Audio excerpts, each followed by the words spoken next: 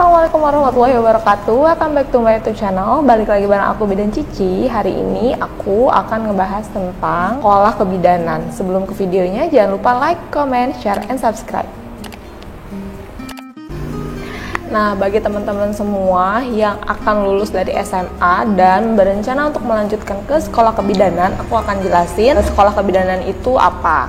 Kebidanan atau bidan nantinya akan menjadi seorang bidan. Nah, pengertian dari seorang bidan adalah seorang wanita yang telah menyelesaikan pendidikannya secara formal dan diakui oleh pemerintah pendidikannya tersebut, dan penyelesaian pendidikannya tersebut diakui oleh pemerintah. Jadi bidan ini nggak ada seorang pria ya, hanya seorang wanita aja. Karena tugas seorang bidan itu melayani wanita dari lahir sampai dengan nanti tua atau menopause. Terus tugas seorang bidan itu apa aja sih? Di antaranya dari menangani lahiran sampai dengan imunisasi, melayani KB atau keluarga berencana, terus juga melayani kesehatan anak. Di dalam sekolahnya itu apa aja yang kita pelajari? Yang kita pelajari yaitu tentang psikologis, organ reproduksi, anatomi fisiologi, terus biokimia, farmakologi, ilmu kesehatan anak tadi, biologi fisika di semester awal. Untuk semester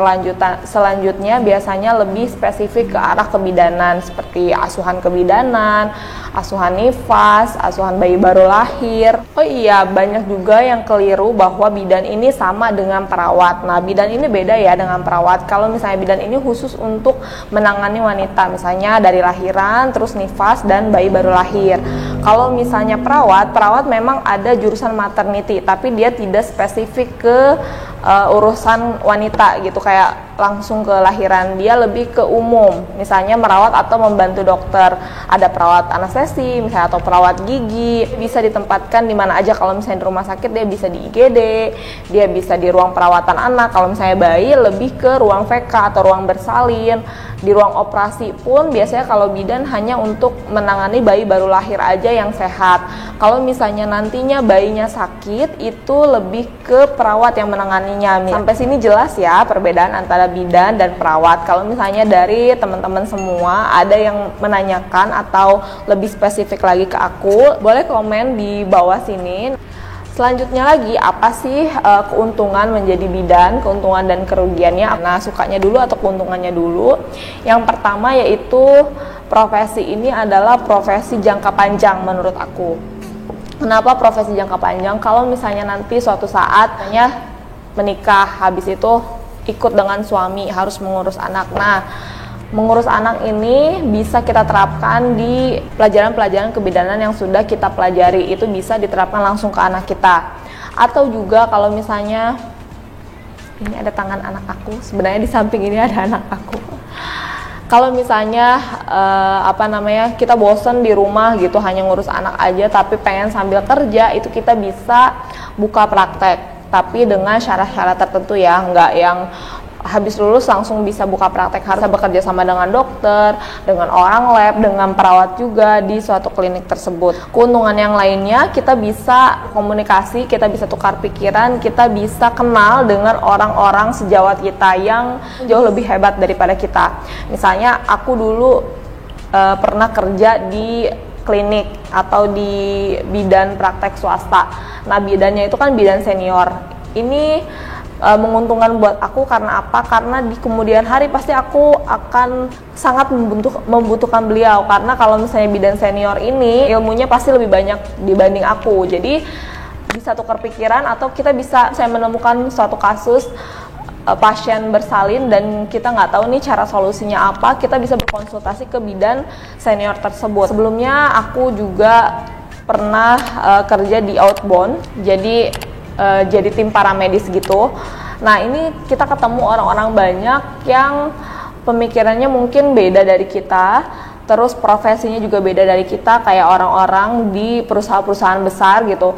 Nah, di situ kita ketemu orang-orang hebat, jadi termotivasi hidup kita untuk menjalankan hidup yang optimis gitu seperti mereka. Gimana caranya mereka bisa ke titik tersebut gitu, ke titik kesuksesan tersebut. Jadi kita ketemu orang-orang yang berkualitas banget.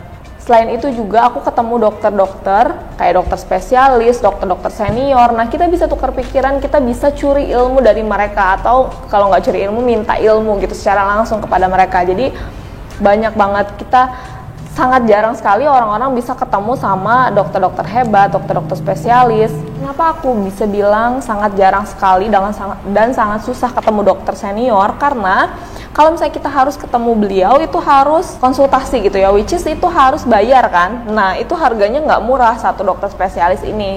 Misalnya aku ketemu sama dokter spesialis anak, dia fellow. Jadi fellow ini dia udah sekolah spesialis anak, terus dia sekolah lagi ke yang lebih tinggi gitu ya. Aku bisa langsung belajar sama dia, dimana pas di sekolah kebidanan aku nggak dapet ilmu itu.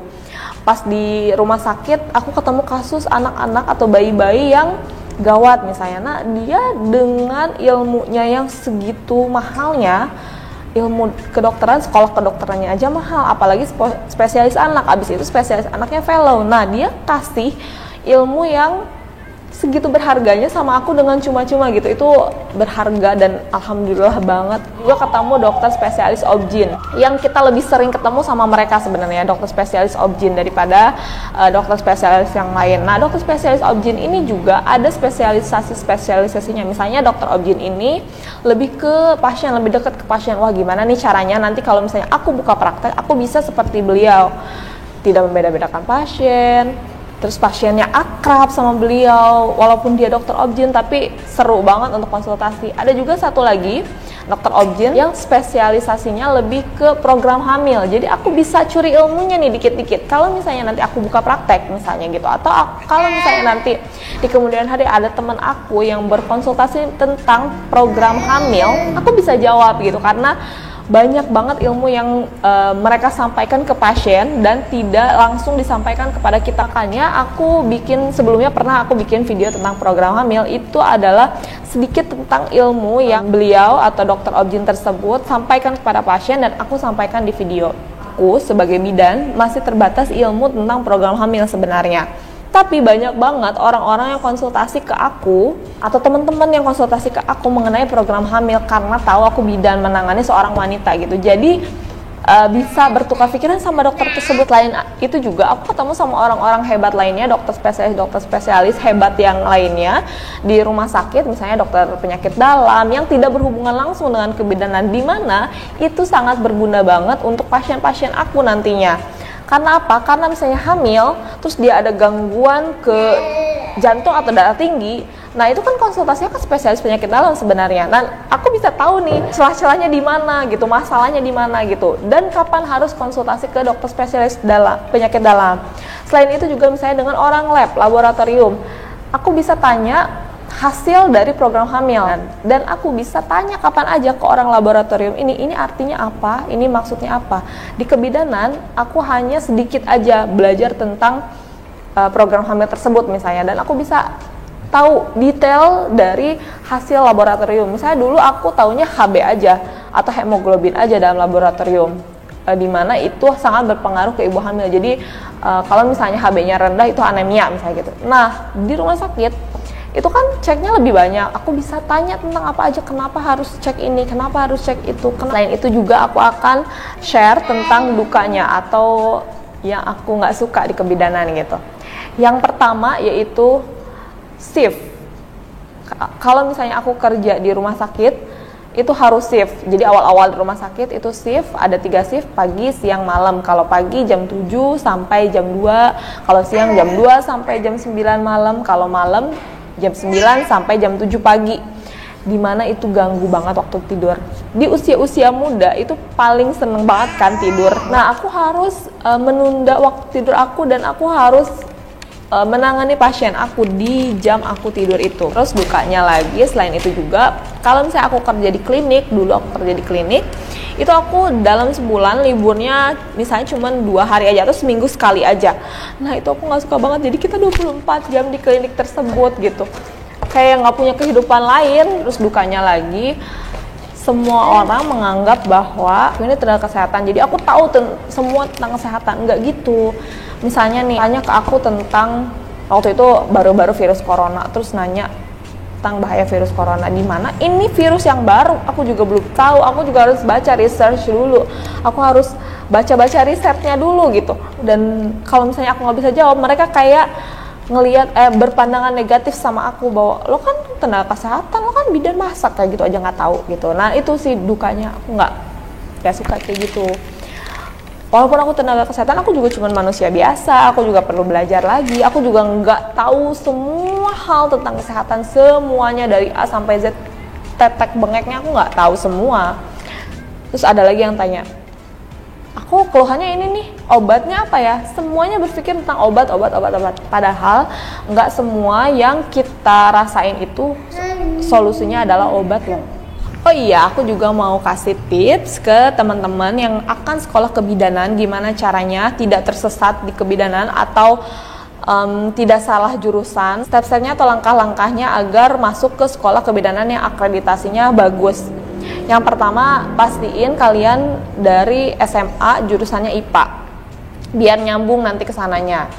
Terus setelah itu kalian ikut tes di Poltekkes Negeri atau di Poltekkes Kemenkes yang di sana ada jurusan kebidanan. Itu karena pengalaman aku sekolah di swasta, bayarannya pun lebih mahal kalau misalnya swasta daripada negeri. Jadi kalau misalnya masuk ke negeri itu menguntungkan aja untuk teman-teman. Karena pengalaman aku sebelumnya, aku bukan nggak masuk negeri, tapi karena SMA aku itu bukan dari IPA, jadi aku dari SMK. Makanya pas abis SMK aku masuk kebidanan, itu sebenarnya salah jurusannya.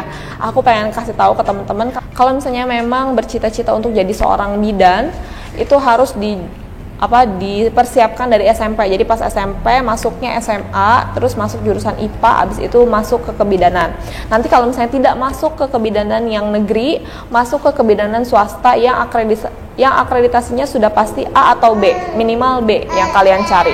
Aku masuk ke kebidanan swasta, di mana bayarannya jauh-jauh lebih mahal daripada kebidanan negeri, kayak hampir 2 atau 3 kali lipatnya. Dan pastikan untuk masuk ke sekolah kebidanan ini bukan paksaan dari orang tua, tapi keinginan sendiri, karena akan banyak rintangan ke depannya yang hanya kita sendiri yang bisa mengatasinya. Kalau misalnya dipaksa oleh orang tua, ada beberapa teman aku yang dipaksa oleh orang tuanya untuk masuk kebidanan, akhirnya kerjanya setelah lulus kebidanan enggak kerja jadi bidan, tapi ke jurusan yang lain yang melenceng. Ya sah-sah aja sih, terserah, tapi sayang aja ilmunya. Dan sebelum masuk kebidanan kalian harus baca pengertian bidan tadi seperti yang aku sampaikan di awal, terus tugas dan fungsi bidan, kode etik bidan, undang-undang tentang kebidanan itu harus kalian baca, karena sebelumnya aku nggak baca tentang undang-undang kebidanan, jadi aku tahu tentang undang-undang kebidanan itu setelah kerja, dan itu sangat penting untuk kita.